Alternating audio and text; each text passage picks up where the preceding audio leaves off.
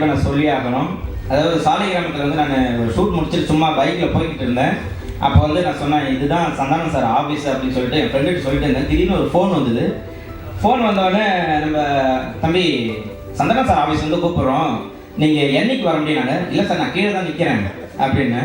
கீழே இருக்கு தம்பி, நீங்கள் விஜய் டிவியில் பண்ணுற மாதிரி காமெடி பண்ணாதீங்க, நீங்கள் என்னைக்கு வரீங்க அப்படின்னு கேட்டப்போ, ராஜ்குமார் சார் உண்மையிலுமே கீழே தான் சார் நிற்கிறேன் அப்படின்னு சொன்னேன். அப்படியா அப்படின்னு சொல்லிட்டு மேலே போனோடனே எனக்கு ஒரு ஆச்சரியமாயிடுச்சு. அவர் என்னங்க கீழே நின்றுங்க, இல்லை அண்ணன் படத்தை எப்போ வாய்ப்பு கிடைக்கும் அப்படின்ட்டு வெயிட் பண்ணிக்கிட்டே இருந்தேன் அப்படின்னு. அண்ணனை பற்றி சொல்லி ஆகணும். அண்ணன் தான் எனக்கு வந்து, அதாவது நான் கார் வாங்கினோடனே அண்ணன் தான் எடுத்துகிட்டு போய் காமிச்சேன் ஃபஸ்ட்டு. அண்ணன் கார் வாங்கிட்டு இருக்கேன் அப்படின்னு. சூப்பர் அப்படின்னாரு. சரி சொல்லி கேரளா திடீர்னு அண்ணன் கூட்டம் அமைச்சார். வந்தோடனே எந்தப்பா அப்படின்னு எனக்கு ஒரு விநாயகர் சிலை கொடுத்தாரு. அதே போல் முதல் கடவுளையும் அவர் தான் கொடுத்தாரு. முதல் எனக்கு வாய்ப்பு அண்ணன் தான் கொடுத்தாரு. இந்த படம் வந்து எனக்கு வந்து ஒரு பயங்கரமான ஒரு ஓப்பனிங்காக இருக்கும். அதுவும் அண்ணன் கூட நினைக்கிறேன். ஏன்னா நான் சேனலெல்லாம் எல்லோரும் வருவாங்க, கெஸ்ட்டாக வருவாங்க, சும்மா சிரிச்சா போச்சுல நாங்கள் மாட்டின ஏதோ நடிப்போம், அப்படி எட்டி இருந்து ஃபோட்டோ கேட்கலாமா, ஏதாவது திட்டுவாங்களா அப்படின்னு இருக்கும். அவங்க கூட நம்ம நடிக்கிறப்ப எனக்கு ரொம்ப பெருமையாக இருந்தது. அதே போல் எந்த விஷயமா இருந்தாலும் அண்ணன் சொல்லலாம், நீ இதை பண்ணு, கண்டிப்பாக நீ இதை பண்ணு, இதை பண்ணு, நீ எதை பண்ணணும்டா அப்படின்னு.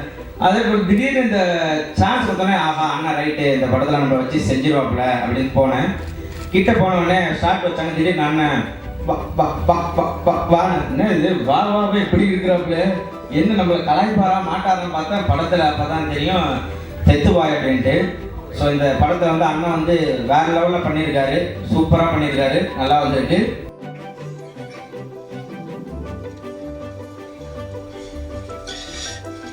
எல்லாருக்கும் வணக்கம். மேடையில் அமர்ந்திருக்கும் producer, cameraman, director, editor, music director MS Bhaskar sir, heroine, so எல்லாருக்கும் மற்றும் பத்திரிகை நண்பர்கள், ஊடக நண்பர்கள் அனைவருக்கும் என்னுடைய மனமார்ந்த நன்றி. கலக்கிட்டு இருக்க அனைவர் நம்ம நிக்கில் முருகன் சார். ஹாலிவுட்ல இருந்தெல்லாம் ஸ்டாப்பிங் பற்றி சொல்ல நானே ஸ்டக் ஆகிட்டேன். நான் எழுதிட்டு வந்தெல்லாம் எதுவுமே ஒர்க் அவுட் ஆகாது போல. இந்த கேப்ல எப்படி யோசிச்சிங்க? எப்படியெல்லாம் பண்ணிட்டே இருந்தார். நான் பார்த்துட்டே இருந்தேன் அவரை. ஆனால் பார்த்தா டக்குன்னு ஒரு செம்ம மேட்ரு ஒன்று பிடிச்சிட்டாரு. இந்த படத்தினுடைய ப்ரொடியூசர்லேருந்து நான் ஸ்டார்ட் பண்ணுறேன். என்னுடைய நண்பர் ரமேஷ்குமார் இங்கே உட்காந்துட்ருக்காரு. பேசும்போது அவர் ஃபஸ்ட்டு ஸ்டார்டிங்கில் சொன்னார், இந்த படம் நல்லா இருக்காது, இருக்குது கொஞ்சம் கஷ்டமாக இருக்குது அப்படின்னாரு. அந்த கஷ்டத்துக்கு என்ன அர்த்தம்னு புரியல எனக்கு. பண கஷ்டமா இல்லை படம் ரிலீஸ் பண்ணுறது கஷ்டமானு. ஆக்சுவலாக நானும் ரமேஷும் வந்து ஒன்றா ஒர்க் பண்ணிகிட்டு இருந்தோம் ஒரு ஷோரூமில். இப்போ அந்த ஷோரூம் பேர் சொல்ல விரும்பல. அந்த ஷோரூமில் ஒர்க் பண்ணிட்டு இருந்தோம். அப்போ ரமேஷ் வந்துட்டு சிட்டி ஃபினான்ஸில் ஒர்க் பண்ணுறேன். சிட்டி பேங்க்கில் சிட்டி ஃபினான்ஸில் இருந்தேன். நான் வந்து காட்ரேஜ் ரெஃப்ரிஜிரேட்டர்ஸில் நான் சேல்ஸில் இருந்தேன். ஸோ நான் அப்போல்லாம் வந்து ஒரு இனிஷியல் பேமெண்ட் கொடுத்துட்டு அப்புறமா டவுன் பேமெண்ட் வந்து இஎம்ஐயில் பே பண்ணுவாங்க. ஸோ அந்த மாதிரியான ஒரு ஜாப் நான் பண்ணிட்டு இருந்தேன். ரமேஷ் வந்து அதுக்கு ஃபினான்ஸ் பண்ணுவான். இப்போ 10,000 ரூபாய் ஃப்ரிட்ஜில் 2,000 ரூபாய் கொடுத்தா போதும், பேலன்ஸ் 8,000 ரூபாய் வந்து மந்த்லி தரலாம். வரவங்களுக்கு பே ஸ்லிப் இருக்கா, செக் புக் இருக்கா, அதெல்லாம் நான் பார்க்கவே மாட்டேன். எப்படியாவது விற்கணும் ஃப்ரிட்ஜ், ஏன்னா வித்தா இன்டென்சிவ் கிடைக்கும் அப்படின்றதுக்காக. ஒரு ஃப்ரிட்ஜ் விற்றா ஒரு 100 ரூபாய் இன்டென்சிவ் கிடைக்கும் அப்படின்றதுக்காக நான் அது எப்படியாவது விற்கணும், அது இவங்ககிட்ட தான் கொடுப்பேன். எப்படியாவது ஃபினான்ஸ் போட்டு கொடுத்துட்றோம் அப்படின்னா அவனே ஒன்று போட்டு கொடுப்பான். ஸோ அந்த ஷோரூம்லேயே நான் எங்கள் 2 பேர் காம்பினேஷன் நிறைய சேல்ஸ் நல்லா போயிட்டுருக்கோம். அப்போ எனக்கு கொஞ்சம் வெட்டி மன்றம்னு விஜய் டிவிக்கு முன்னாடி நான் வின் டிவியில் ஒரு ப்ரோக்ராம் பண்ணிட்டு இருந்தேன். அப்போது பாலாஜனோட சேர்ந்து சின்ன சின்ன வாய்ப்புகள் எனக்கு கிடைக்கும். அப்போ நான் போயிட்டு இருந்தேன். ஸோ அப்போ என்னை வந்துட்டு செக் பண்ணுறதுக்காக ஆஃபீஸ் வந்து வருவாங்க, கரெக்டாக இருக்காரா, சேல்ஸ்மேன் பண்ணுறாரா அப்படின்ட்டு. அப்போ அந்த கடையில் இருக்க ஓனர் வந்துட்டு, அவன் எங்கே இருக்கான், அவன் கோடம்பாக்கெல்லாம் சுற்றிட்டு இருக்கான், அவர் அண்ணாச்சு கொஞ்சம், அவன் இங்கே இல்லையே, நீ போய் அவனை அங்கேனா சினிமா ஸ்டுடியோவில் பாரு அப்படின்ட்டாரு. அவங்க ஆஃபீஸில் என்னை கூப்பிட்டு செம்ம கற்றுன்னு, நீ ஷூட்டிங் எட்டியும் சுற்றிட்டு இருக்கியாமே, ஷோரூமில் இல்லையாமேன்னு. எனக்கா செம்மக்கம் வந்தேன். ரமேஷ் கிட்ட சொன்னேன், மச்சான் இந்த மாதிரி ஆயிடுச்சுரா, இந்த மாதிரி ஒரு போட்டு கொடுத்துட்டாரு, என்னடா பண்ணுறதுன்னா அவன் ரமேஷ் சொன்னால், ஒன்றும் கவலைப்படாது, நம்ம 2 பேர் தான் இங்கே மெயின், ஓகேவா, நீ போய் அவரை முறைச்சிட்டு அவரை பயங்கரமாக பேசு அப்படின்னா. நான் ஒன்று சொன்னேன், இல்லைனா நான் போய் முறைச்சி பேசணுன்னா வெளியே போன்னு சொல்லிட்டாரு, நான் வேலையை விட்டுனேன். அப்படி சொன்னாலும் அடுத்த செகண்ட் நானும் வேலையை விட்டு வந்துடுறேன். நம்ம 2 பேர் இல்லாமல் அவரால் ஒன்றும் பண்ண முடியாது, கண்டிப்பாக நம்மளை கூப்பிட்டு வைப்பார். அதுக்கப்புறமா அவர் நமக்கு கீழே வந்துடுவார், நம்ம சொல்கிறதா சட்டம் அப்படின்னா. அப்படியே பார்த்தேன், போடா அப்படின்னா நீட்டாக போனேன். இந்த மாதிரி என்னென்ன சின்ன இது மாதிரி சொல்லிட்டீங்க, நான் அப்படி தான் போவாமல் வருவேன் பண்ணுவேன். என்ன இப்படி பேசுகிற நீ, அப்போ வேலைக்கு வேண்டாம் வெளியே போ அப்படின்ட்டாரு. தேங்க்யூ சொல்லிட்டு வெளியே வந்துட்டேன். டீ கட்டில் வந்துட்டு உட்காந்துட்ருக்கேன். நான் காலைல போனதே 10 மணிக்கு தான் வேலைக்கு, 11 மணிக்கு சண்டே ஆகிடுச்சு, வேலையை விட்டு வந்துட்டேன். உட்காந்து டீ குடிச்சிட்டு இருக்கேன். வருவான்னு பார்க்குறேன். லஞ்ச் டைமுக்கு வரான் 1 மணிக்கு. வந்தவொடனே ரமேஷ் என்னடா சொல்லிட்டு வந்துட்டாடா வேலையை விட்டாடா அப்படின்னோடனே வந்தான். டீ வாங்கினா அப்படியே குடித்தான். என்னை பார்த்தான். திருப்பி கேட்கறே என்னடா சொல்லிட்டாடா என்னோடனே நீ அவசரப்பட்ட மச்சான் அப்படின்னா. எனக்கு சின்னதாக ஷாக் ஆச்சு. அவசரப்பட்டுட்டேண்ணா. டேய் நீ தான்டா வரல. இல்லை நீ கொஞ்சம் அவசரப்பட்டு பேசிட்ட. நம்ம வேற ஒரு வேலையை நீ பார்த்துட்டு அப்போ நம்ம இதை பண்ணியிருக்கணும் மச்சான் அப்படின்னா. அதுக்கப்புறம் டேய் ரமேஷ் டீ கூட என்கிட்ட காசு இல்லைடா, நான் பாட்டு வேலையை விட்டு வந்துட்டேன்டா என்னடா அப்படின்னு. இல்லை மச்சான் எனக்கு கொஞ்சம் அவசரப்பட்டுட்டேன்னு நினைக்கிறேன், அப்புறம் பார்ப்போம் அப்படின்னு சொல்லிட்டு திரும்பவும் நடையில இங்கே நடந்து காமிச்சனால அப்படி ஒரு மாதிரி இந்த பெண் குயின் மாதிரி நடந்து போவோம். அப்படியே அந்த குள்ளமாக அவனுக்கு ஹைட்டுக்கு அப்படியே ஜாலியாக நடந்து போகிறான் உள்ள. நான் அப்படியே அவனை பார்த்துட்டே இருக்கிறேன். போயிட்டான். அதுக்கப்புறம் நாங்கள் வேலை செய்யல வந்துட்டேன். நான் நம்ம பேர் என்ன சினிமாவில் கொஞ்சம் கொஞ்சமாக சான்ஸ் கிடச்சிருச்சு. ஆஃப்டர் 2 இயர்ஸ் பார்த்தீங்கன்னா கொஞ்சம் ஓரளவுக்கு வந்துட்டு விருகம் பக்கத்தில் ஒரு வீடு வாங்குறேன், இண்டிபெண்டன்ட் வீடு. அப்போ ஃபினான்ஸ் வேணும் அப்படின்னும் பொழுது ரமேஷ் பார்க்குறதுக்கு மீட் பண்ணுறேன். ஆனால் ஒரே ஏரியா தான், ஒரே பாலிடெக்னிக் ஒன்றா தான் படித்த ஒன்றா தான் இருந்தோம். பட் மீட் பண்ணல 2 வருஷமாக. அதுக்கப்புறம் பார்த்தேன் ரமேஷ் மாதிரி வீடு வாங்குறேன்டா, ஃபினான்ஸ் பண்ணுறாருன்னா அதனால் நம்ம மச்சான் சூப்பராக பண்ணலாம்டா அப்படின்னா. அப்புறம் அதுக்கு ஹெல்ப் பண்ணால் அப்புறம் நான் கேட்டேன் என்னடா சம்பளம் வாங்குறேன் என்ன வேலை செய்யணும் போது அங்கேயே தாண்டா இருக்கேன் தாண்டா அப்படின்னு சொன்னால் எனக்கு மேனேஜராக வந்துடுறேன் கூட இதெல்லாம் பொறுப்பாக பார்த்துட்டே அப்படின்னு. சரி ஓகே சொல்லி அந்த வேலையை விட்டு வந்துட்டான். அப்புறம் என் கூட கிட்டத்தட்ட ஒரு 15 இயர்ஸ் 15 வருஷத்துக்கிட்ட என்கிட்ட நான் எல்லா ப்ரெஸ் மீட்லையுமே சொல்லுவேன் எனக்கு ஹேண்ட்மேடுக்கு ஒரு பில்லராக ரமேஷ் ராஜ்னு அதில் ரமேஷ் இவன் தான். ஸோ அப்படியே இருந்தோம். அதுக்கப்புறம் லைனாக படங்கள்லாம் பண்ணிகிட்டே வந்தோம். இப்போ கொரோனா வந்ததுக்கு அப்புறமா ஒரு 2 படம் பண்ண வேண்டியது. அப்போ கொரோனானால அந்த 2 ப்ரொடியூசர்ஸும் கொஞ்சம் பேக் வாங்கிட்டாங்க. நம்ம இது ராஜேஷ் சார் டைரக்ஷனில் பங்கஜ் மேத்தா சார் ப்ரொடக்ஷன் பண்ண வேண்டியது. அப்போ கொரோனா இப்போ வேண்டாம் அப்படின்ட்டாங்க. இன்னொரு படம் இப்போ ஏஜென்ட் கண்ணாயிரம் இப்போ வந்துருக்க படம் அப்போ பண்ண வேண்டியது. அவங்களும் அப்புறமா பண்ணிக்கலாம் பார்த்துட்டு அப்படின்ட்டாங்க. ஸோ 1 இயர் கேப் ஆகிடுச்சு. நமக்கு சினிமா மட்டும்தான் தொழில், இது செஞ்சால் தான் காசு, சாப்பாடு, டியூ எல்லாமே. ஸோ என்ன பண்ணுறதா அப்படின்னும் பொழுது அப்படியே யோசித்தேன். அப்போ சொன்னேன் உனக்கு என்ன ஐடியா இருந்தால் நீ பண்ணுறா, இப்போ டேட் இருக்குடா அப்படின்னா நான் பண்ணுறேன். சரி நான் ஒன்று வச்சு நான் ப்ரொடியூஸ் பண்ணுறேன் அப்படின்னா. பட் இந்த சுச்சுவேஷன் எந்த ஃபினான்ஸிலுமே காசு தர மாட்டாங்க. ஏன்னா கொரோனா ஆஃப்டர் தான் முடிவு பண்ணுறாங்க ஃபினான்ஷியல்ஸ் என்ன காசு தரலாமா, ஏற்கனவே வந்த படம் ரிலீஸ் ஆகுமா அப்படிலாம் ஒரு சுச்சுவேஷன் போயிட்டுருக்கு. அப்போ அவனுடைய டாக்குமெண்ட் இருந்துச்சு. ஃபஸ்ட்டு இனிஷியலாக எடுத்துகிட்டு போய்ட்டு அதை வச்சுட்டு ஒரு 50 lakhs வாங்கிட்டு ஃபஸ்ட்டு டெக்னீஷியன்ஸ் எல்லாருக்கும் செட் பண்ணி காசுலாம் கொடுத்துட்டான். பட் ஷூட்டிங் போகிறதுக்கு காசு வேணும். அப்போ காசு இல்லை. அப்போது யார்கிட்ட கேட்குறதுன்னு தெரியல. அப்போது மதுரை அன்பு சார்கிட்ட மட்டும் பேசும்போது அவர் மட்டும் தரேன்னு சொன்னார். மற்ற ஃபினான்ஷியல்ஸ் யாருமே இப்போ பண்ண முடியாதுங்க கொஞ்சம் இந்த ஏன்னா நாங்கள் லாஸ்ட் டிசம்பர் ஸ்டார்ட் பண்ணோம்ல shooting. Last December shooting start பண்ணும்போது அப்போ தான் கொரோனா முடிஞ்சு திருப்பியும் ஷூட்டிங் பண்ணலாம் அப்படின்னு அனௌன்ஸ் பண்ணாங்க. அதுக்கப்புறமா திரும்ப செகண்ட் வேவ் வரப்போகுது அப்படின்னு ஒரு பயம் இருந்தது எல்லாருக்கும். அதனால் அந்த 50 lakhs மட்டும் ரெடி பண்ணிட்டா இப்போ ஷூட்டிங் போகிறது காசு வேணும்போது ஒரு மதுரை அன்பு சார் மட்டும் தரேன்னு சொன்னார். கூட்டிகிட்டு போனேன். இந்த மாதிரி ஃப்ரெண்டு சின்ன வயசுலேருந்து எல்லாமே ஒன்றா தான் இருக்கும், எல்லாம் பண்ணுறோம், இந்த மாதிரி டாக்குமெண்ட் வச்சு பண்ணியிருக்கோம், பேலன்ஸ் காசு மட்டும் வேணும், ஹெல்ப் பண்ண முடியுமா அப்படின்னா சரி ஓகே பண்ணிக்கலாம் என்ன வேணும் சொல்லிட்டு கேட்டு அவர் அக்ரிமெண்ட்லாம் சைன் பண்ணி எல்லாம் காசுலாம் வாங்கிட்டு எல்லாம் பண்ணிவிட்டு ஷூட்டிங் ஸ்டார்ட் பண்ணிட்டோம். ஷூட்டிங்கும் எல்லாமே பண்ணி முடிச்சாச்சு. இப்போது இந்த ரிலீஸ் இந்த படம் வந்து நின்றுட்டுருக்கோம். 19 ரிலீஸ். இப்போது சில செட்டில்மெண்ட்ஸ்லாம் இருக்குது. அன்பு சார் கொடுக்க வேண்டியது அது இதெல்லாம் இருக்குது. அவர் ஆஃபீஸில் வந்து ஃபோன் வந்துச்சு, இந்த மாதிரிலாம் முடிச்சுலாம் இன்னும் 2 days தானே இருக்குது அப்படிலாம் சொல்லி கேட்டாங்க. ஒரு 2 நாளாக அவன் தூங்கவே இல்லை. ஒரு மாதிரி அப்படியே டென்ஷன்லேயே ஸ்ட்ரெஸ்லேயே சுற்றிட்டு இருந்தான். நேற்று நைட்டு பயங்கர ப்ரெஷரு. அதுக்கப்புறமா இன்னைக்கு காலையில் இப்போது எங்கள் ப்ரெஸ் மீட் வந்து பயங்கர ப்ரெஷர். என்கிட்ட கேட்டான் அந்த மாதிரி என்னடா என்ன பண்ணுறது மச்சான், அந்த மாதிரி இவ்வளோ டைட் ஆகிடுச்சுல ஒரு ப்ரெஷர் ஆகுறதெல்லாம் சொன்னான். அப்போ நான் சிரிச்சுக்கிட்டே சொன்னேன் அவசரப்பட்டியோ அப்படின்னு.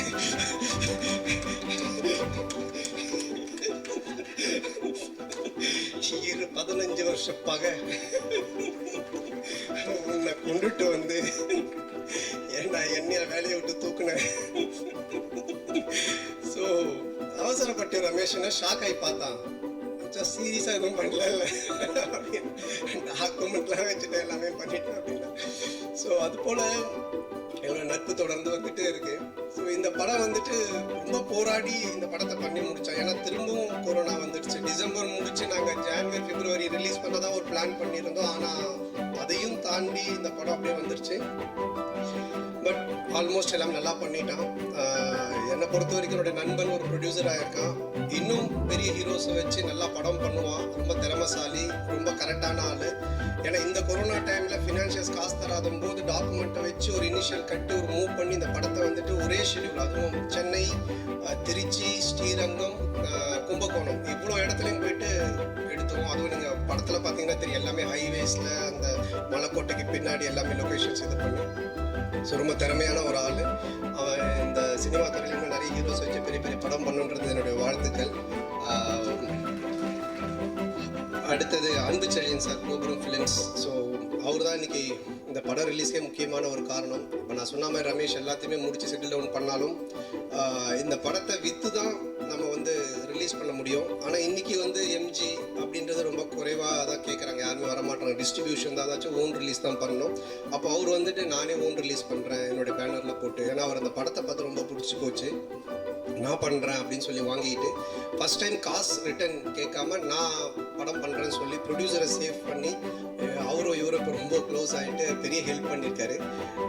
ஸோ அன்பு சார் அவருக்கு இந்த நேரத்தில் மிகப்பெரிய நன்றி நான் தெரிவிச்சுக்கணும். ஏன்னா 19th ஒரு டேட் போட்டதில் கரெக்டாக ஒரு படத்தை கொண்டு வந்து, அதுவும் இன்றைக்கி ஒரு 350 370 ஸ்க்ரீன்ஸ் சொல்கிறாங்க, அவ்வளோ ஸ்க்ரீன்ஸ் வந்து போட்டிருக்காங்கன்ட்டு. ஸோ அவருக்கு என்னுடைய மனமார்ந்த நன்றி. அப்புறம் இந்த படம் உருவாகிறதுக்கு முக்கியமான காரணம் டைரக்டர் சீனிவாஸ் ராவ். ரொம்ப வந்து திறமைசாலி அவர். சொன்ன மாதிரி அவருக்கு மிமிக்ரி தெரியும், எல்லாருமா நடித்து காட்டுவார், எல்லாரும் மாதிரி இமிட்டேட் பண்ணுவார். இந்த கதையை எனக்கு ஒரு 5 years முன்னாடி சொன்னார், சபாபதி அப்படின்ற கதையை. நான் கேட்டுட்டு அதுக்கப்புறமா ஒரு சில சேஞ்சஸ் தான் சொன்னேன் அவர்கிட்ட. சார் கொஞ்சம் இதெல்லாம் இப்படியெல்லாம் இருந்தால் நல்லா இருக்கும்ட்டு. ஒரு சேஞ்சுமே ஒரு 2 மாதம் கழிச்சு வந்து சொல்லுவார். ஒரு சின்ன சேஞ்சுனா 2 மாதம் டைம் எடுத்துப்பார். ஆனால் ஆஃபீஸ் கிட்ட தான் சுற்றிட்டு இருப்பார், சைக்கிளிங் போவார், நடந்து போவார், வாக்கிங் போவார். அப்புறமா வந்து சொல்லுவார், சார் நீங்கள் அந்த சொன்னீங்கல்ல அந்த சின்ன சேஞ்ச் இது ஓகேவா சார், நல்லா இருக்கு, சூப்பராக இருக்குன்னு. நான் சொன்ன ஒரு 4 சேஞ்சை 4 வருஷமாக பண்ணிட்டு இருந்தார். ஏன்னா அவர் அந்த கதையை அதுக்கு முன்னாடி ஒரு 10 வருஷமா எழுதி வச்சுட்டாரு. அதில் அவரால் எதுவுமே பண்ண முடியல. ஏன்னா இது வந்து நான் எதிர்பார்க்குற படம் சந்தான படம் கிடையாது, இது வந்து ஒரு சபாபதி படம். இதில் நீங்கள் பார்த்தீங்கன்னா கணபதி வாத்தியாரா MS பாஸ்கர் சார் பண்ணியிருக்காங்க. ஸோ ஒவ்வொரு கேரக்டருமே இருக்குது இல்லை, சபாபதி, அப்புறம் ரமணி, ராஜாமணி, இதில் இருக்க கேரக்டர்ஸ் பேர் சாவித்ரி, இப்படி எல்லா கேரக்டர்ஸுமே அவர் ரியல் லைஃப்பில் பார்த்து உட்கார்ந்து அந்த பாடி லாங்குவேஜை பிடிச்சி, ஒரு தமிழ் வாத்தியார் கணபதி வாத்தியார் அவர் இப்படி தான் பேசுவார், சபாபதி இப்படி தான் பேசுவோம். அதே மாதிரி இந்த ஸ்டாமரிங் பண்ணும்பொழுது இந்த வார்த்தையில் தான் ஸ்டாமரிங் பண்ணணும், இந்த வார்த்தையில் வேண்டாம் சார், எப்படி இருக்கீங்கன்னா இப்படி பண்ணுங்க சார், அதுக்கப்புறமா இருக்கீங்க வச்சுக்கலாம் அப்படின்னா இருக்கீங்களா ரீல வாங்க சார் அப்படின்னுவாரு. ஸோ இப்படி வந்து ரொம்ப பர்ஃபெக்ஷன் பார்த்து ஒரு என்னையே வேற ஒரு டைமென்ஷனில் நான் பார்க்கக்கூடிய ஒரு படமாக பண்ணி கொடுத்துருக்காரு. ஒரு பியூட்டிஃபுல்லான ஸ்டோரி. இப்போ அவர் அந்த கதையை சொன்னதில் விட எனக்கு பிடிச்ச விஷயம் என்னன்னா, கொரியன் படம், சைனா படம், எந்த வேற ஏதோ நெட்ஃப்ளிக்ஸ் படம்லாம் பார்த்துட்டு வராமல் சொந்த ஊரில் உட்காந்து அவர் பார்த்த கேரக்டர்ஸை வச்சு ஒரு லைவான படம் பண்ணுற ஒரு டைரக்டர் இப்போ கிடைக்கிறதே பெரிய விஷயம். ஸோ அதுக்கு என்னுடைய பாராட்டுக்கள் அவருக்கு. நிச்சயமாக அவரும் மிகப்பெரிய ஒரு இடத்த இந்த தமிழ் சினிமாவில் பிடிப்பார். அவருடைய இந்த உழைப்புக்கு மிகப்பெரிய வெற்றி கிடைக்கும். வாழ்த்துக்கள் சார். அடுத்தது டிஓபி பாஸ்கர் சார். பார்க்கறதுக்கு சின்ன வயசு கவுண்டமணி சார் மாதிரியே இருப்பார். பாருங்க, எனக்கு அடிக்கடி அவரை பார்த்தா இந்த சின்ன வயசு கவுண்டமணி சார் ஞாபகம் தான். அவர் பாடி லாங்குவேஜ் போகிறது வர்றது பண்ணுறது எல்லாமே ரொம்ப அற்புதமான ஒரு கேமராமேன். நீங்கள் 10 நாளில் படம் எடுத்து கொடுனாலும் எடுத்து கொடுத்துருவாரு. ஆனால் அதே டைம் ரொம்ப ஸ்பீடாகவும் எடுத்து கொடுப்பாரு, கொஞ்சம் கூட லேக் இல்லாமல் குவாலிட்டியோட சூப்பராக எடுத்து கொடுப்பாரு. நாங்கள் ஷூட் பண்ண கும்பகோணம், ஸ்ரீரங்கம், இந்த எல்லா இடத்துலையுமே என்ன சொல்கிறது, பெர்மிஷன் வந்து 2 hours 3 hours தான் டைம் இருக்கும். ஸோ இதுக்குள்ளே இது எடுக்கணும் அப்படின்ற ஒரு சுச்சுவேஷன் இருக்கும். ஸோ எல்லாமே குவாலிட்டி மிஸ் ஆகாமல் ரொம்ப ஃபாஸ்ட்டாக ரொம்ப குவாலிட்டியோடு எடுத்து கொடுத்தாரு. ஸோ இப்படிப்பட்ட ஒரு திறமையான கேமராமேன் இப்போ இருக்க சூழ்நிலைக்கு கண்டிப்பாக தேவை. ஸோ டெக்னிக்கலாகவும் நிறைய விஷயங்கள் தெரிஞ்சவர், படம் அவ்வளோ குவாலிட்டியாக கொடுத்துருக்காரு. ஸோ அவருக்கும் என்னுடைய வாழ்த்துக்கள். இந்த படத்தினுடைய இன்னொரு கதாநாயகன் அப்படின்னு சொன்னோம், மியூசிக் டைரக்டர் சாம் சிஎஸ். ஸோ அவருடைய ஃபஸ்ட்டு படம் எனக்கு. இந்த படம் நாங்கள் எழுதிட்டோம், டைரக்டர் எழுதிட்டாரு, கேமராமேன் சார் எடுத்துட்டாரு, ப்ரொடியூசர் பணம் போட்டார், நான் நடிச்சிட்டேன். பட் இதுக்கு ஒரு உயிர் கொடுத்தது வந்து நம்ம மியூசிக் டைரக்டர் அவர் சாம் ப்ரோ தான். சொன்ன மாதிரி நாங்கள் ஷூட்டிங் போகிறது 4 நாளுக்கு முன்னாடி 2 சாங் கேட்டோம். அதுலேயும் அவர் சாம் கிறிஸ்டியனு. அதில் ஒரு சாங் நாங்கள் கேட்டது, சார் இது வந்து எல்லார் வீட்டு கொலுவிலையும் பாடுற ஒரு சாங் வேணும் அப்படின்னோம். கொலுவில் பாடுற மாதிரியா அப்படின்னு. அப்புறம் கொலுனா இதான் சார் இது மாதிரி இந்த ஃபெஸ்டிவல்ஸில் வர்றது இந்த விஷயம் தானே, ஒன்றும் பிரச்சனை இல்லை, அது சூப்பராக பண்ணலான்னாரு. அதே மாதிரி அந்த கொலு சாங்கு இந்த கொலுக்கு தான் நாங்கள் ரிலீஸ் பண்ணோம். எல்லார் வீட்லேயுமே அந்த பாட்டு வந்து ஒரு ஹைலைட்டாக போய் ரீச் ஆச்சு. மயக்காதே மாயக்கண்ணான்னு ரொம்ப நல்லா இருந்துச்சு அந்த பாட்டு. ஸோ எனக்கும் இந்த முந்தின படங்களில் வந்து ரொம்ப கானா பாட்டாக வருதுலாம் கொஸ்டின்ஸ் வந்த போது எனக்கு ஒரு ஃப்ரெஷ்ஷாக ஒரு 2 சாங் இந்த பெண்ணே பெண்ணே இந்த மாதிரி வந்து ரொம்ப பியூட்டிஃபுல்லாக கொடுத்துருக்காரு. அதே மாதிரி இந்த படத்தினுடைய பேக்ரவுண்ட் மியூசிக் இந்த படத்தில் ஒரு ஃபேண்டசி இருக்குது. ஒரு சபாபதியை வந்து ஆட்டி படைக்கிறது விதி தான். எல்லாருமே சொல்லுவோம் வாழ்க்கையில் விதி விளையாடுது. ஆனால் அந்த விதியை நம்ம பார்த்ததில்ல. அந்த விதி எப்படி இருக்குன்னு நமக்கு தெரியாது. ஆனால் அந்த விதிக்கு ஒரு உருவம் கொடுத்து அந்த விதி ஏன் எல்லார் வாழ்க்கையிலும் விளையாடுது, ஏன் விதின்னு நம்ம சொல்கிறோம், அந்த விதி நம்ம வாழ்க்கையை என்ன பண்ணுது அப்படின்ற ஒரு கான்செப்ட் இருக்குது. அதுக்கு ரொம்ப அழகான ஒரு மியூசிக் கொடுத்துருக்காரு. ஆக்சுவலாக அந்த விதி தான் அந்த படத்தை எல்லாமே நடத்துகிற ஒரு முக்கியமான ஹீரோ. அதற்கு வரக்கூடிய பேக்ரவுண்ட் மியூசிக் தான் அந்த படத்தை எலிவேட் பண்ணும். அது அற்புதமாக பண்ணி கொடுத்துருக்காரு சாம் ப்ரோ. ஸோ அவருக்கும் என்னுடைய மனமார்ந்த நன்றி இந்த நேரத்தில். அப்புறம் இந்த படத்தினுடைய எடிட்டர் லியோ ஜான் பால், அவர் சொன்ன மாதிரி நாட் ஓன்லி எடிட்டர், அவர் வந்து ஆக்சுவலாக ஒரு கோ டைரக்டர்னு தான் சொல்லணும். ஒரு டைரக்டரோடு இருந்து from the top to bottom பிகினிங்லேருந்து என்னெல்லாம் பண்ணணுமோ அது எல்லாமே பண்ணியிருக்காரு. மிக்சிங் வரைக்கும் உட்காந்து அந்த அவுட் எடுக்கிற வரைக்கும் ஒர்க் பண்ணியிருக்காரு. ஸோ அவருக்கும் என்னுடைய மனமார்ந்த நன்றி. அதுக்கப்புறம் ஸ்டண்ட் ஆர்ட் டைரக்டர் மோகன். அப்புறம் இவங்க நான் திருப்பி இந்த லிஸ்ட்டில் மாற்றி எழுதி வச்சுருக்காங்க. நம்ம புகழ் படத்தினுடைய முக்கியமான ஒரு கேரக்டர். ஆனால் மக்கள்கிட்ட என்ன சொல்ல வரேன்னா, இந்த படத்தை ஒரு படமாக பாருங்கள், இதில் காமெடி இருக்குது, எல்லாமே இருக்குது. ஆனால் புகழ் சந்தானம் காம்பினேஷன் பயங்கரமான ஒரு காமெடியாக இருக்கும், பயங்கர காம்போவாக இருக்கும், ஒரு பயங்கர அட்ராசிட்டியாக இருக்கும். அப்படின்ற ஒரு விஷயத்தோடு வந்து பார்க்க வேண்டாம். ஏன்னா இதில் சபாபதி, இப்போ புகழ் சொன்ன மாதிரி சபாபதினும் போது அந்த ஸ்டாமரிங் வாயோடு சாதுவாக இருக்கிற ஒரு பையன் என்ன காமெடி பண்ணோன்னு அந்த மூடில் தான் அந்த காமெடி இருக்கும். அதே மாதிரி ரமணி கேரக்டரை தான் நாங்கள் புகழை பார்க்கணும். குக்கு வித்து கோமாளி புகழாக பார்த்தா அது சரியாக இருக்காது. இதில் ரமணி, அந்த ரமணி கேரக்டராக பார்க்கும்பொழுது புகழோடைய அந்த ஜேர்னி, அந்த காமெடி, இது எல்லாமே ரொம்ப நல்லா இருக்கும். புகழ் வந்துட்டு ரொம்ப திறமைசாலி, நிறைய விஷயங்கள் அவர்கிட்ட இருக்குது. பட் என்னால் இந்த படத்தில் அவரோட சேர்ந்து நிறைய விஷயங்கள் பண்ண முடியலன்ற குறை எனக்கே இருக்குது. நிச்சயமாக அடுத்த படத்தில் ஃப்யூச்சரில் புகழோடு சேர்ந்து அது வேற ஒரு படம், அது வேற ஒரு காமெடி அப்படி ஒன்று பண்ணணும் அப்படின்ற ஒரு ஆசையும் இருக்குது. பட் இந்த படத்துக்கு என்ன தேவையோ அது ரொம்ப அழகாக பியூட்டிஃபுல்லாக அந்த கதையோடு சேர்ந்த காமெடி ரொம்ப நல்லா பண்ணியிருக்கார் புகழ் மிகப்பெரிய ஒரு காமெடினா இந்த தமிழ் இண்டஸ்ட்ரியில் மட்டும் இல்லை, சவுத் இந்தியா ஃபுல்லாக வரணுன்றது என்னுடைய ஆசை. வாழ்த்துக்கள் புகழ். என்னுடைய அப்புறம் ஹீரோயின் சாவித்ரி. டைரக்டர் தான் வந்துட்டு கதை சொல்லும்போது சபாபதி சாவின்னு சொல்லிட்டு இருப்பாரு. அப்புறம் நிறைய ஆடிஷன் பண்ணி நிறைய பேரை பார்த்துட்டு அவருடைய ஏதோ ஒரு கற்பனையில் ஒரு டிராயிங் பண்ணி வச்சிருந்த ஒரு உருவம் தான் இவங்க பிரீத்தி வர்மா. பிரீத்தி சர்மா ஓகே சாரி பிரீத்தி வர்மா. ஸோ அவங்க வந்துட்டு எப்போ எழுந்து நடந்தாலுமே கீழே எது போட்டு போகிறாங்களோ நாங்களே. ஸோ அந்த மாதிரியே ஒரு வாக்கு இருக்கும். என்னங்க அப்படின்ட்டு அந்த டாக்டர்கிட்ட கேட்டேன், ஓகேவா இல்லை இந்த ஒரு கேரக்டர் இந்த ஒரு சாஃப்ட்னஸ் இருக்குது தான் கரெக்டாக இருக்கும் அப்படின்னு சொல்லிட்டு அவங்கள ஃபிக்ஸ் பண்ணார். ரொம்ப நல்லா பண்ணியிருக்காங்க, பயங்கர டெடிக்கேஷன், நல்ல இன்வால்வோட பண்ணியிருக்காங்க. ஸோ அவங்களுக்கு என்னுடைய வாழ்த்துக்கள்.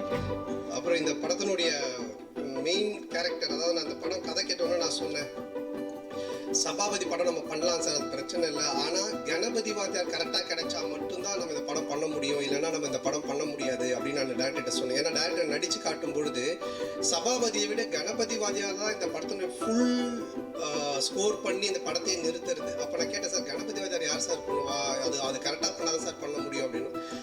அப்போது வந்துட்டு எம்எஸ் பாஸ்கர் சார் ஒருத்தர் பேர் தான் பேசி ஃபிக்ஸ் பண்ணோம். இவர் பண்ணாருன்னா கரெக்டாக இருக்கும், பட் அவர் டேட் இருக்கணும், அவருக்கு ஃபஸ்ட்டு இந்த கேரக்டர் பிடிக்கணும், இது செய்யணுன்ட்டு ஆஃபீஸில் அண்ணன் கூப்பிட்டு அவர் டேரக்டர் நடித்து காமிச்சது கணபதி வாத்தியார் சொன்னார்.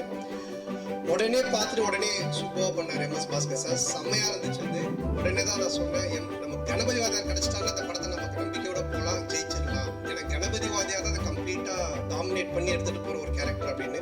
ஸோ எம்எஸ் பாஸ்கர் சாருடைய காம்பினேஷன் காமெடி மட்டும் இல்லாமல் ஒரு எமோஷனாக அப்பா பையனுக்கான ஒரு உறவு இந்த படத்தில் ரொம்ப அழகாக ஒர்க் அவுட் ஆகிருக்கு. இந்த கதையை கேட்டு இதை பல ஒன் மோர் டேக் போனாலும் ரொம்ப அற்புதமாக பண்ணி கொடுத்த அண்ணன் எம்எஸ் பாஸ்கர் அவர்களுக்கு என்னுடைய மனமார்ந்த மனமார்ந்த நன்றி. மேடையில் இருக்க அடுத்தது இந்த படத்தோட ஆர்ட் டைரக்டர் ஏஆர் மோகன், ஸ்டண்ட் ஹரி தினேஷ். எல்லா படத்துலையுமே ஹரி வந்து என்னை வச்சு ஒரு கான்செப்ட் ஒன்று பண்ணி தான் ஃபைட் பண்ணுவார். இதில் வந்து ரொம்ப சாதுவான ஆள்னால எனக்கு ஃபைட் எப்படி பண்ண முடியும் அப்படின்னு கேட்கும்பொழுது, சாது மிரண்டா காடு கொள்ளாதுன்னு ஒரு பழமொழி இருக்குன்னா, அது மாதிரி சாது மிரண்டா அவன் எவ்வளோ ஃபோர்ஸாக அடிப்பான் என்ன பண்ணுவான்றாம ஒரு கான்செப்ட் ஒரு ஃபைட் பண்ணும். எதுக்காக சொல்லுவாங்கன்னா, எல்லா விஷயத்தையுமே சின்னதாக பார்த்து ரொம்ப இந்த கேரக்டர் இந்த படம் பண்ணியிருந்தோம். ஸோ அவருக்கு நன்றி. கோரியோகிராஃபர் சதீஷ், சாங்ஸ் பார்த்துருப்பீங்க, ரொம்ப அருமையாக பண்ணி கொடுத்துருக்காங்க. அப்புறம் மற்றும் இந்த படத்தில் நடித்த சாயாஜி செண்டே, மயில்சாமி, சுவாமிநாதன், மாறன், வைஷ்ணவி, மதுரை முத்து, கோதண்டம், உமா, ரமா, ஸ்வீட் ரவி அனைவருக்கும் என்னுடைய வாழ்த்துக்கள். லிரிக்ஸ் வந்து விவேக், இன்னொரு பாட்டு வந்து சாம் அவரே பண்ணியிருக்காங்க. அப்புறம் சிங்கர் பிரதீப் குமார், ஸ்ரீனிஷா. அப்புறம் இந்த படத்தை இவ்வளோ குயிக்காக இவ்வளோ நல்ல முறையில் முடித்தது காரணம் production executive Saminathan sir and Rajkumar sir. அப்புறம் production team Devaraj, executive producers Kishore Kumar, Bharath, VFX Monish, supervisor RPM VFX studio and VFX Siva real works, sound mix Raja Krishnan அவர்களுக்கு ரொம்ப நன்றி. கடைசி மினிட்டருக்கு உட்காந்து சூப்பர் பண்ணாங்க. Dubbing AVMC Chandran and engineer Sai Saju. அதுக்கப்புறம் SFX Sethu, colourist Ranga, stills Raj, publicity red dot Pavan, Nikhil, நம்ம PRO Nikhil Murugan sir, costume designer Jennifer Raj, associate director Sundar Saravanan, post production associate director Rajadurai Thangaraj, assistant director Balaganesh Dhanesh, DOP team associate cameraman Karthi, editor team associate editor Yashwanth, என்னுடைய dietitian Ilango, driver Sathish, hair stylist Gagan, makeup man Bujji Babu, assistant makeup man Mahesh, costumer Vasu, assistant costumer Ananthu, creative promotion beetroot Priyanka, Colors Tamil Anupan Deepak and இந்த office in-charge Jaishankar.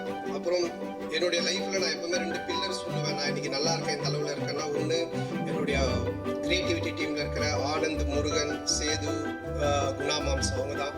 So எல்லா படத்துலையுமே every ஃபிலிம்லேயுமே எனக்காக script work பண்ணி ரொம்ப நல்லா பண்ணி கொடுத்து இன்றைக்கி எல்லா படமே இந்த படம் முதற்கொண்டு ஆனந்த் வந்து எல்லாமே ஒர்க் பண்ணியிருக்காங்க.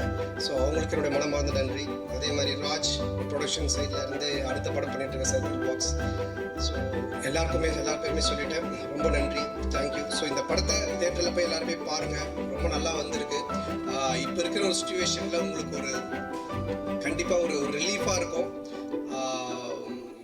ஒரு புதுசாக இருக்கும், ரொம்ப ஜாலியாகவும் இருக்கும், குழந்தைங்கள்லேருந்து பெரியவங்க வரைக்கும் பார்க்கக்கூடிய ஒரு படமாக இருக்கும். ஸோ கொஸ்டின்ஸ் இருந்தால் அதை கேட்கலாம்.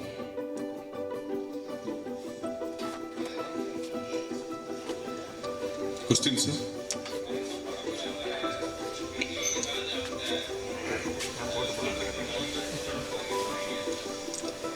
இது வந்து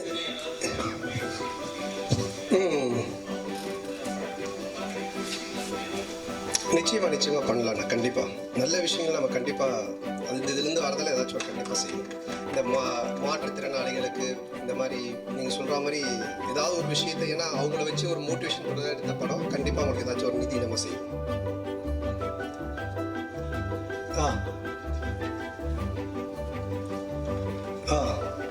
இல்லை, அதான் போஸ்டர் பார்த்து நம்ம எதுவுமே டிசைட் பண்ண முடியாது, அதுதான் வந்துட்டு இருக்கிற உண்மையான விஷயம். இப்போ நீங்கள் இந்த போஸ்டர் சும்மா பார்க்குறீங்க, இவன் பைந்தாங்கோலி, இவன் உதவாக்கரை அப்படின்னு ஒரு போஸ்டர் பார்க்குறீங்க, இல்லாட்டி அது நானும் ஹீரோயின் உட்காந்துட்டு ஒரு போஸ்டர் பார்க்குறீங்க. இப்போ இந்த போஸ்டர் பார்த்துட்டு நீங்கள் சொல்லலாம் ஹீரோயின் வந்துட்டு ஹீரோவை வந்துட்டு கோலு கூப்பிட்டுருக்காங்க சொல்லலாம்.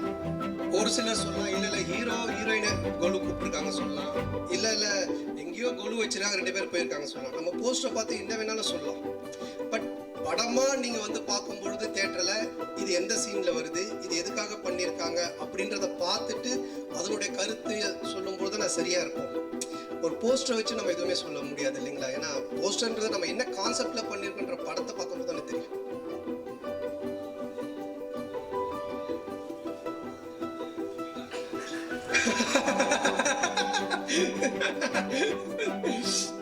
அதாவது நீங்க இந்து மதத்தை தூக்கி காட்டுங்க, இல்ல நீங்க உங்களுக்கு ஏதோ பிடிச்சிருக்கோ தூக்கி காட்டுங்க, அது பிரச்சனை கிடையாது.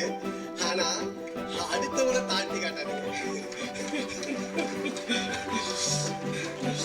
இந்து மதம் சூப்பர்னா அதை சொல்லுங்க, ஆனா கிறிஸ்டியானிட்டி டவுன் பண்ணக்கூடாது. அதுதான் என்னுடைய கருத்து. நம்ம எதை வேணாலும் தூக்கி பேசலாம், பிரச்சனையே இல்லை.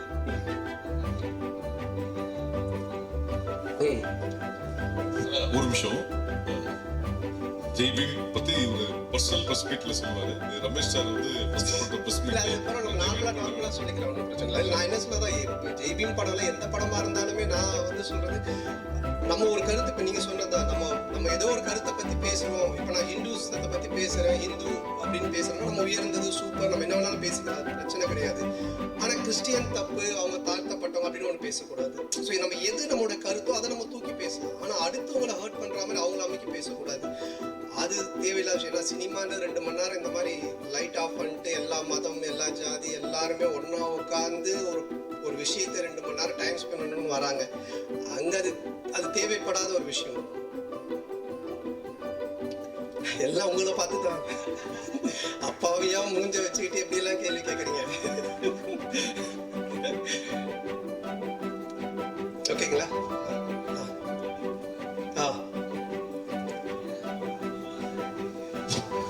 ஆமா, எனக்கு ஆக்சுவலா தலை வலிக்க ஆரம்பிச்சிருச்சு. ஓப்பனா சொல்லணும். அதான இதெல்லாம் நம்ம சொன்னா ஓவரா இருக்கும். கமல் சார்லாம் இதை பார்த்தாக்கிட்டே இதை போய் பெருசா பேசிட்டு இருக்கேன் அப்படின்னு. ஏன்னா அவங்களாம் பயங்கரமா பண்ணிட்டாங்க இது ஒரு விஷயம். ஆனா பட் எனக்கு டப்பிங் பண்ணும்போது ஒரு விஷயம் அதை நான் சொன்னேன் இல்லைங்களா.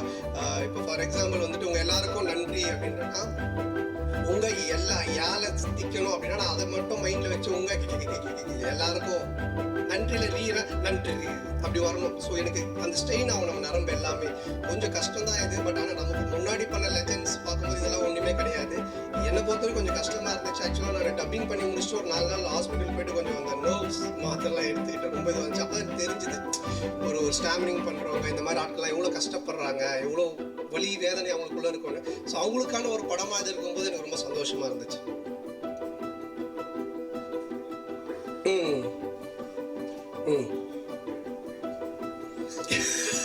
இப்போ இன்னும் கொஞ்ச நேரத்தில் எல்லாரும் வெளியே போயிடுவோம்னு நினைக்கிறேன். நம்ம எதுவும் பிடிச்சி வைக்க முடியாது கண்டிப்பாக. ஏன்னா இப்போ வந்துட்டு இதுக்கப்புறம் ஒரு 2 பெரிய படங்கள் முடிஞ்சு தியேட்டர்ஸ் நிறைய ஃப்ரீயாக தான் இருக்குது. கண்டிப்பாக அதுக்கு அடுத்த அவர் படங்கள் வரும்போது அதுக்கான தியேட்டர்ஸ் கண்டிப்பாக கிடைக்கும். பிடிச்சி வைக்கிறது இதில் படம் பார்த்துட்டு நல்லா இருந்தால் மக்கள் பார்க்க போகிறாங்க. அதுவும் இல்லாமல் எவ்வளோ ஸ்க்ரீன்ஸ் இருக்குது. அதனால் எதுவும் இல்லை. நண்பர் படம் வரணும், வெற்றி பெறணும். ஆமாண்ணே.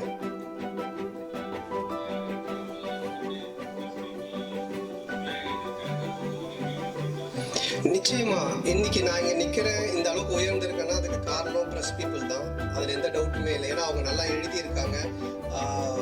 சில பேர் என்ன பிடிக்காதவங்க வேற மாதிரி எழுதியிருக்காங்க. பட் அதையும் நான் வந்து ரசிச்சு தான் இருக்கேன். ஏன்னா அவங்க அதில் ஏதோ ஒரு விஷயத்த பார்த்து ஒன்று பண்ணியிருக்காங்கன்னு. ஆனால் என்னுடைய டொல்லு சபா காலத்துல இருந்து இன்னைக்கு வரைக்கும் என்னுடைய வளர்ச்சிக்கு முக்கிய காரணம் அவங்க தான். கோடம்பாக்கத்தில் வந்துட்டு பூஜைக்கு சந்தனம் இல்லைன்னா கூட பிரச்சனை இல்லை, ஆனால் சந்தனம் இல்லாமல் ஒன்றும் பண்ண முடியாதுன்னு எழுதினாங்க. இந்த மாதிரி என்னோட ஒவ்வொரு வளர்ச்சியிலுமே என்னை ரொம்ப பில்டப் பண்ணி என்னை கொண்டு வந்தது அவங்க தான். அதில் வந்துட்டு எந்த டவுட்டுமே இல்லை. ஸோ இன்னைக்கு நேஷ்னல் ப்ரெஸ் டே இல்லைங்களா, ப்ரெஸ் டே தானே. ஸோ நான் நண்பர்கள் எல்லாரையுமே இன்னைக்கு அந்த நாளில் சந்திச்சது ரொம்ப சந்தோஷம். ஸோ எல்லாருக்கும் மீடியா மூலமாக ஹாப்பி ப்ரெஸ் டேன்றதை தெரிவிச்சுக்கிறேன். ஆமாம், அட்வைஸ் எல்லாரும் எப்படி பண்ணுறது, தனியாக கூப்பிட்டு போய் தான் சொல்லணும். இல்லை, அதாவது வந்துட்டு எப்பவுமே இதே மாதிரி இருக்கணும் புகழ். இன்னைக்கு ஒரு அடக்கம், ஒரு பாஸ்கரனை பார்த்தோம் டக்குன்னு கால் தொட்டு கும்புறது, அண்ணன்றது, அந்த ஒரு விஷயம், ஒரு அடக்கம் இருக்குல்ல, இது எப்பவுமே இருந்தால் நம்மளோட வளர்ச்சி நல்லா இருக்கும். படத்தில் கிண்டல் பண்ணிட்டோம். படத்தில் வந்து அண்ணா சந்தன பாஸ்கரன் சொல்ல மாட்டேன். அவங்க வந்து என்ன வேணாலும் கிண்டல் பண்ணலாம் சில. பட் ஆஃப்டர் அந்த மேக்கப் முடிஞ்சு வெளியே கட்டுனதுக்கு அப்புறமா அந்த மரியாதை இருந்தால் அது ஆட்டோமேட்டிக்காக எங்கே கொண்டு போய் நிறுத்தணும்ல.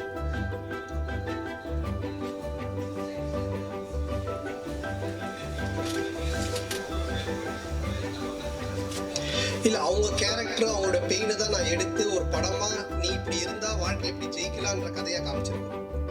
நம்ம வந்துட்டு நான் என்ன மாதிரி இப்போ சபாபதி மாதிரி இந்த உலகத்துல எவ்வளவு பேர் இருக்காங்க.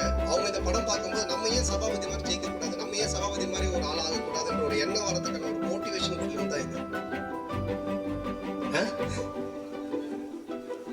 பொட்டி விடுறதுலாம் இல்லை, நீங்க படமா பார்த்தீங்கன்னா தெரியும். பொட்டி விடுறது கிடையாது இதுல கான்செப்ட். அது ஒரு சின்ன ஒரு ஐடியா தான் பெட்டின்றது. பட் ஒரு மனுஷனை எப்படி ஜெயிக்கலாம் அதுக்கான முயற்சி என்னன்றதான் இந்த படம் கான்செப்ட். இதுல வந்து கடைசியா வந்து ஒரு எமோஷனல் சீன் இருக்கு. ஸோ அது கொஞ்சம் கஷ்டமாக தான் இருந்துச்சு. அந்த எமோஷ்னலில் அந்த ஒரு ஃபீல் பண்ணி பேசுறது ப்ளஸ் ஸ்டாமரிங்கோட பேசுறது அது எல்லாமே கொஞ்சம் கஷ்டமாக இருந்தது.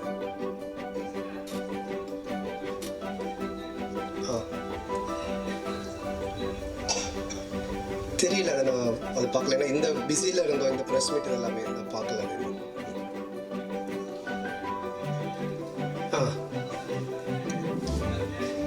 விளையாடிட்டு தான் இருந்தது. இப்போ கூட உங்கள் மூலமாக விளையாடுது.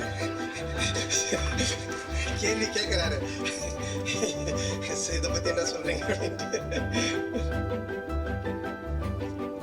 அடுத்தது ஏஜென்ட் கண்ணாயிரம் அப்படின்ற ஒரு படம் வருது. அதுக்கு அடுத்தது வந்து நம்ம சர்க்கிள் பாக்ஸ் ராஜநாராயண ரத்னகுமார் டைரக்ஷனில் ஒரு படம். அது இந்த 2 படம் தான் இப்போ நடந்துருக்கு. சரி, எல்லாருக்குமே நன்றி. இங்கே முக்கியமாக இன்னும் என்னுடைய ஃபேன்ஸ், அவங்களுக்கு ஒரு மனமார்ந்த நன்றி சொல்லணும். ஆக்சுவலாக வந்து கலைஞர் அவர்கள், ஐயா கலைஞர் அவர்கள் வந்துட்டு எனக்கு உயிரினும் மேலான அப்படின்னுவார். ரஜினி சார் வந்து என்னை வாழ வைக்கும் தெய்வங்கள் என்னுவார். இதை தாண்டி ஒரு வார்த்தை நான் தேடிட்டு இருக்கேன், என் ஃபேன்ஸுக்கு எனக்கு கிடைக்கல. ஸோ அதனால் இப்போதைக்கு என்னுடைய என்ன சொல்கிறேன், என்னுடைய சொந்தங்கள் தான் சொல்லணும். என்னுடைய ஃபேன்ஸ் கிடையாது, என்னுடைய சொந்தங்கள், என் உடன்பிறவா தம்பிகள் தான் சொல்லணும். இன்றைக்கி வரைக்கும் எனக்கு சப்போர்ட் பண்ணி இன்றைக்கி ஒரு ஓப்பனிங் கொடுத்து ஓடிடியில் படம் வந்தாலும் தேட்டரில் வந்தாலும் என்னை வேறு ஒரு லெவல் கொண்டு போகிற என்னுடைய ஃபேன்ஸ்க்கு என்னுடைய மனமார்ந்த நன்றி. அதற்கு ஒரு முக்கியமாக இருக்கக்கூடிய மாநில தலைவர் குமரவேல் அண்ட் புளியந்தோப்பு பிரபா அண்ட் ரமேஷ் மற்றும் நிர்வாகிகள் அனைவருக்கும் என்னுடைய மனமார்ந்த நன்றி. ஸோ தேட்டருக்கு வந்து படத்தை பார்த்து என்ஜாய் பண்ணுங்கள்.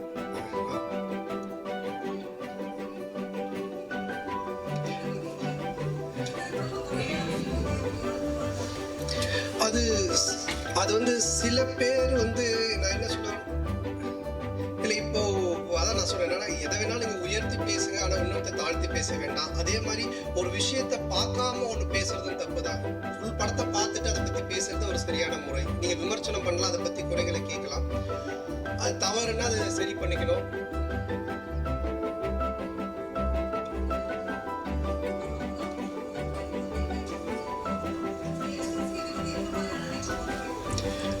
அது அது அது கண்டி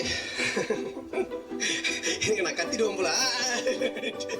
நீங்கள் கேட்குற கேள்வி உணர்ச்சி வசப்பட்டு இல்லை, உண்மைதான். அதாவது வந்து மக்கள் ரொம்ப தெளிவாக இருக்காங்க. என்ன மாதிரி ஆட்கள் வந்து என்ன மாதிரி சமூகத்தை என்ன மாதிரி ஜாதியை வச்சு படம் எடுத்தாலும் பார்க்குற மக்கள் தேட்டரில் வந்து பார்க்குறவங்க பார்த்து முடிச்சுட்டு அவங்கவுங்க போயிடுறாங்க. ஏன்னா எல்லா ஜாதி மக்களும் ஒன்றா உட்காந்து படம் பார்க்குறாங்க. ஆனால் நீங்கள் சொல்கிற மாதிரி அதை கொஞ்சம் தவிர்க்கலாம். நான் வந்து யாரை வேணாலும் நீங்கள் உயர்த்தி பேசிக்கிங்க, ஆனால் அடுத்தவங்களை தாழ்த்தி பேசாதீங்க. உங்கள் படத்தில் நீங்கள் உங்களை பற்றி என்ன வேணாலும் பேசலாம், ஆனால் அடுத்தவங்க தாழ்த்தி பேச வேண்டாம். அது தேவையில்லாத விஷயம்தான். அது கொஞ்சம் இது பண்ணணும். இனி வரக்கூடிய இளைஞர்கள் சமுதாயத்துக்கு வந்துட்டு நம்ம ஒரு நல்ல சினிமாவை தரணும். எல்லாரும் 2 மணி நேரம் எல்லா கவலையும் மறந்து ஜாதி மதம் இனம் எல்லாத்தையும் மறந்து ஒரு தேட்டருக்குள்ள ஒரு 1000 பேர் உட்காந்து பார்க்குறாங்கன்னா அதுக்கான ஒரு விருந்தாக தான் அந்த படம் இருக்கும். அதுதான் என்னுடைய நோக்கமும்.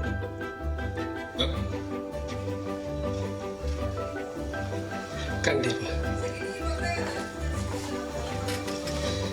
நிச்சயமா நான் அதை செஞ்சுட்டு இருக்கேன் என் சைடில். ஸோ என் சைடில் ஏதாச்சும் தவறு இருந்துச்சுன்னா, என் சைடில் ஏதாவது இருந்தால் நீங்கள் நிச்சயமாக கேளுங்க. அதை திருத்திக்கணும்னா நான் திருத்திக்கிறேன். கண்டிப்பாக. தேங்க்யூ. Thanks sir. நன்றி, வணக்கம்.